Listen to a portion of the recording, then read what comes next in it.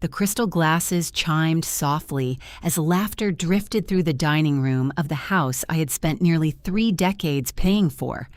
Every chair around the table was filled with smiling faces, yet I had never felt more alone inside my own home. My name is Margaret Collins. At 68, I had learned that betrayal rarely arrives with shouting. More often, it comes dressed as a smile. My son Daniel sat across from me, quietly slicing his steak while his wife, Rebecca, stood with a wine glass raised high. "I just want to thank everyone for coming tonight," she announced. "Daniel and I have worked so hard to build this wonderful life." The guests applauded. Then her eyes drifted toward me. "And of course, we appreciate Margaret for letting us stay here." A few people smiled awkwardly. Then came the sentence that changed everything. "Honestly, she's not really family anymore. She's basically just our landlord." The room froze. I didn't look at Rebecca. I looked at my son. Daniel lowered his eyes to his plate. He didn't defend me. He didn't object. His silence hurt far more than her words. 3 years earlier, after my husband Richard passed away, Daniel had convinced me to let him and Rebecca move in. "Mom, you'll hate living alone. We'll help take care of everything." At first it sounded comforting. Slowly things changed. Rebecca redecorated every room without asking. Family photographs disappeared from the walls. Richard's favorite chair went into storage. The kitchen became hers. The living room became hers. Even my master bedroom became theirs. After Rebecca insisted the stairs would be too hard for me, each change seemed small alone. Together, they erased me. Meanwhile, I kept paying the taxes, insurance, utilities, groceries, nearly every expense. Whenever Daniel thanked me, Rebecca reminded him they were saving for their future. Apparently, their future didn't include me. I had ignored dozens of small insults. Tonight wasn't small. I stood, glass of water in hand, and smiled gently. "Perfect. If I'm only the landlord," I paused just long enough for Rebecca's smile to fade. "Then please don't ask your landlord to keep paying your bills." Silence. "I mean exactly what I said," I told them calmly, and walked out. In my room, I opened a thick blue folder. Years of bank statements and automatic payments, every dollar I'd quietly spent supporting 2 adults who thought I existed to make their lives comfortable. For the first time in years, I asked myself one question: what do I need? Respect, peace, my life back. I heard Rebecca downstairs laughing, telling guests I was being dramatic. Daniel said nothing. People mistake kindness for weakness. They never notice the moment silence becomes resolve. I made a list on my phone. Subscriptions, garage, master bedroom. Every privilege they enjoyed existed because I allowed it. Tomorrow, that would begin to change, not through revenge, simply through boundaries. And these would not be negotiable. I woke before sunrise, as always. For years, my mornings meant coffee for everyone. Breakfast, a spotless kitchen. Not today. I made 1 mug and sat with the paper, enjoying something rare. Silence. At 8, Daniel reached automatically for the coffee pot. "Mom, you forgot the coffee." I didn't forget. I made enough for myself. The beans are in the cabinet. He stared as if I'd spoken another language.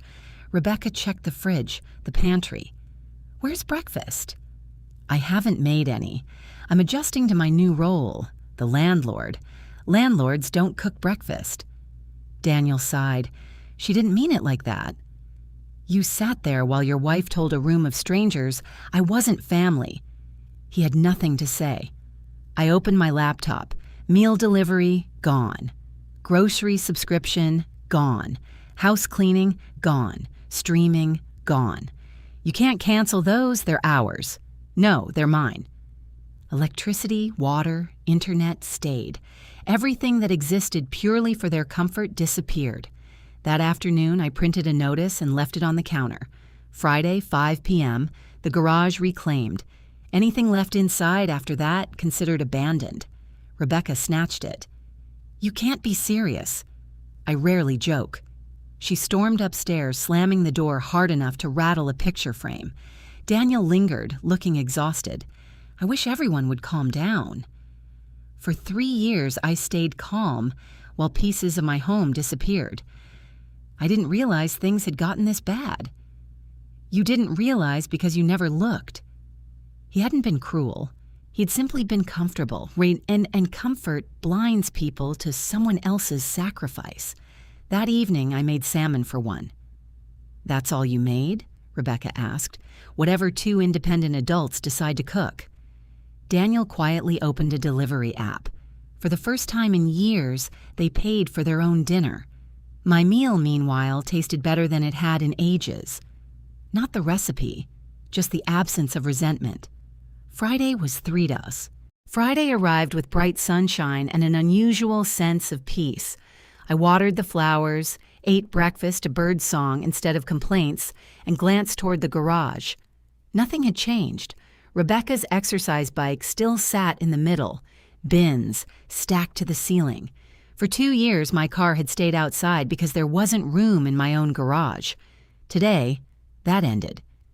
At 5 o'clock, I unlocked the side door with a clipboard and photographed everything, not for an argument, but because facts are stronger than emotions. Minutes later, a donation truck backed into the driveway. "Ready, ma'am?" "I am." The workers loaded every unclaimed item.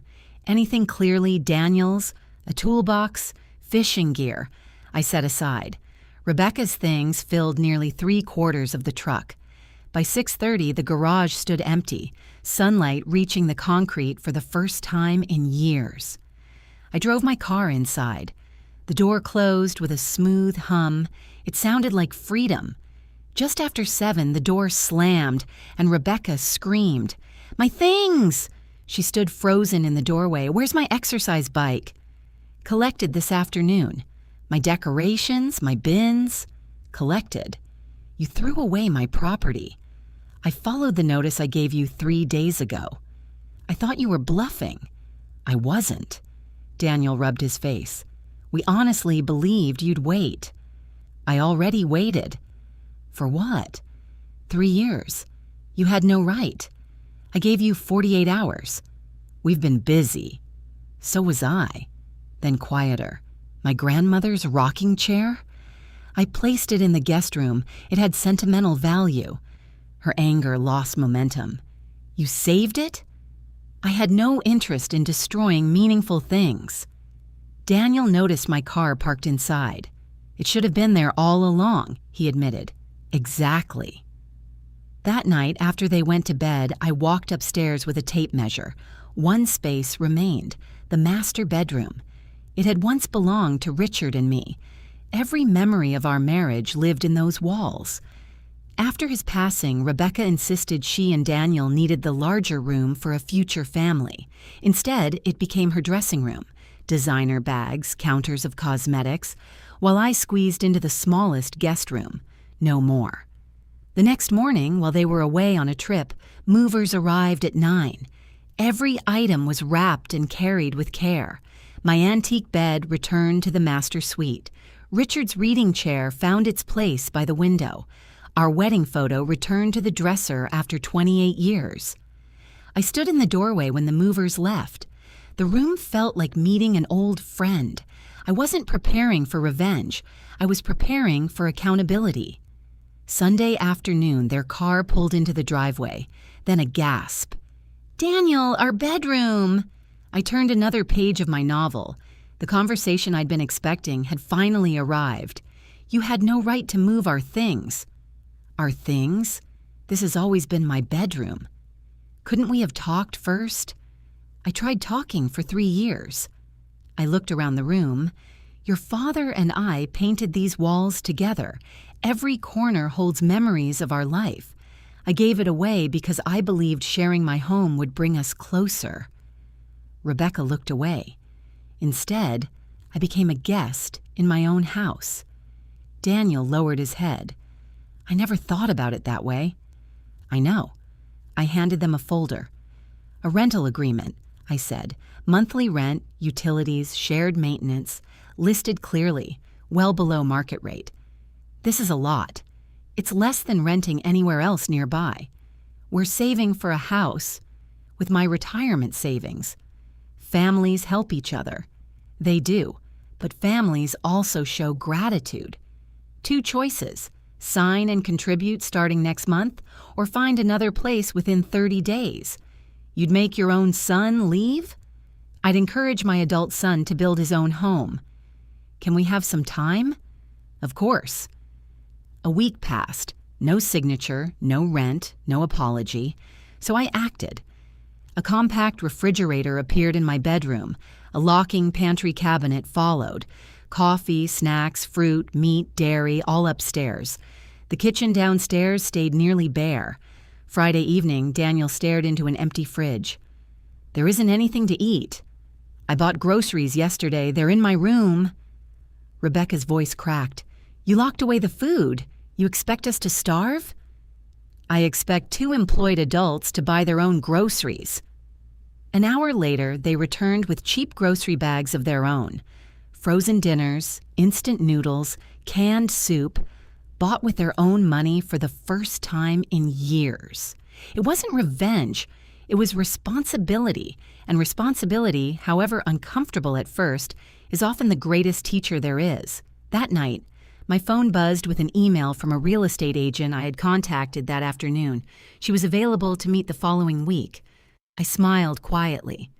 The next step of my plan was finally beginning. The following Wednesday, the doorbell rang. A woman stepped out of a silver SUV with a clipboard and a camera bag. You must be Mrs. Collins. I'm Linda Harper from Harper & Stone Realty. Daniel came downstairs adjusting his tie. Mom, who is this? Linda answered before I could. I'm here to evaluate the property for listing. Daniel's face drained of color. Listing? Rebecca hurried in. What listing? I'm selling the house, I said calmly. For several seconds, no one spoke. Rebecca laughed. That's not funny. I wasn't trying to be. I've already signed the paperwork. You can't sell our home. It isn't your home. We've lived here 3 years. And I've lived here for 31. Rebecca's voice cracked. Where are we supposed to go? I imagine you'll rent an apartment while you keep saving. It's what millions of adults do every day. Linda, sensing the tension, offered to come back another time. No, please continue, I told her, and she began photographing every room, the kitchen, the staircase, the backyard. While Daniel watched in silence and Rebecca paced the living room, arms crossed, refusing to meet anyone's eyes. The shutter clicked steadily through the house, like a clock counting down to a future neither of them had expected. 2 days later, a for sale sign appeared on the lawn. Rebecca refused to look at it. Daniel stared through the window before leaving for work, saying nothing. Weeks passed. Buyers toured the house. One young couple admired the kitchen, loved the backyard, and told me on their way out, "This feels like a home." Their words stayed with me, because for the first time in years, it did. 3 weeks later, Linda called with an offer above asking price. I'll accept it. Closing was set for the following month. That evening, I handed Daniel and Rebecca written notice of the moving date. Neither argued. Reality had finally replaced denial.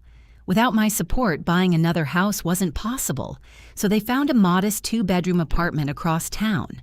Moving day came under clear skies. Movers loaded furniture while Rebecca quietly packed the last box, looking exhausted, older somehow. When everything was done, she handed me a ring of spare keys. "I'm sorry," she whispered. "I should never have spoken to you the way I did." "No, you shouldn't have," I said, and meant it without bitterness. She nodded, tears in her eyes, and walked to the truck. Daniel stayed behind, looking around the empty living room where he had grown up. "I failed you." I put a hand on his shoulder. "You forgot that helping someone should never become depending on someone." "I'm ashamed. I don't expect you to forgive me." "I already have. But forgiveness doesn't restore trust overnight." "I understand," he said quietly. After one last hug, he climbed into the truck. I stood on the porch and watched until it disappeared around the corner. The driveway stood empty. So did my heart. But for the first time in years, the emptiness felt peaceful rather than painful. 6 months later, I settled into a condominium overlooking a quiet city park, smaller than the old house, but exactly suited to me. Sunlight filled every room. Richard's chair sat by a bookshelf overlooking the trees, every item exactly where I wanted it. I joined a gardening club, started watercolor classes, made friends who valued my company, not my generosity. Daniel called every few weeks now, and our conversations became honest and easy. He and Rebecca had learned on their own to budget and cook and manage every expense. One afternoon we met for lunch. When the bill came, Daniel reached for it. "We'll split it," I said. "Fair enough," he smiled back. Walking home in the warm afternoon sun, I understood something important.